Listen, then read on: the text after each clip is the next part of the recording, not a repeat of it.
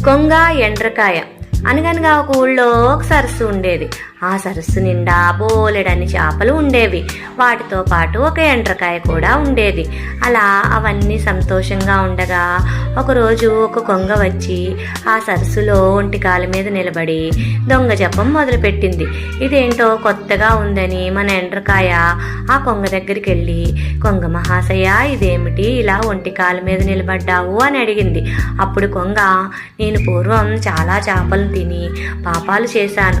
ఒకరోజు నేను ఒక చెట్టు మీద కూర్చుని ఉండగా ఆ చెట్టు కింద ఒక మహానుభావుడు తన విద్యార్థులకి ఉపదేశం చేస్తూ పరప్రాణుల్ని చంపటం చాలా పాపం, అలా చేసిన వాళ్ళు నరకానికి పోతారు అని చెప్పగా విని నేను చాలా బాధపడి అప్పటి నుంచి ఇలా జపం చేసుకుంటూ బతుకుతున్నాను అని చెప్పింది కొంగ.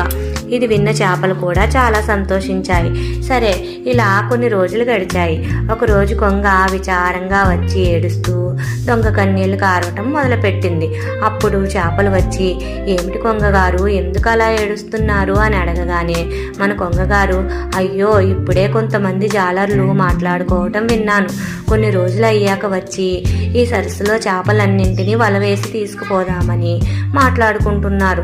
అది విని నాకు చాలా బాధగా ఉంది అని చెప్పింది. అది విన్న చేపలు చాలా భయపడిపోయి, అయ్యా, మీరు పెద్దవారు, ఏదో ఒక ఉపాయం ఆలోచించి మమ్మల్ని కష్టం నుంచి గట్టెక్కించండి అని వేడుకోగా ఆ కొంగ, సరే, ఇక్కడికి కొంత దూరంలో కొండ అవతల ఇంకో పెద్ద సరస్సు ఉంది, అక్కడికి మిమ్మల్ని అందరినీ తీసుకుపోయి విడిచిపెడతాను. అప్పుడు మీరు అక్కడ సుఖంగా ఉండవచ్చు.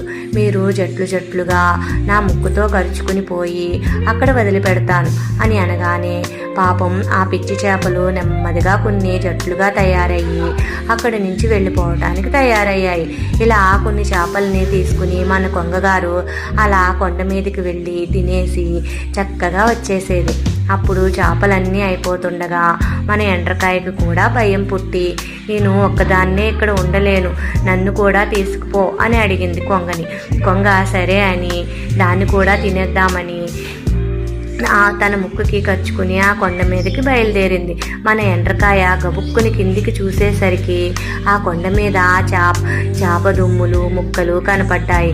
అప్పుడు కొంగ సంగతి అర్థమయ్యి దీని నుంచి ఎలాగైనా తప్పించుకోవాలని ఒక ఉపాయం ఆలోచించి, మహానుభావా, నాకు నీ ముక్కు దగ్గర పట్టు దొరకటం లేదు, నీ మెడ పట్టుకుని వేళ్లాడతాను అని దాని మెడ పట్టుకుని వేళ్లాడసాగింది.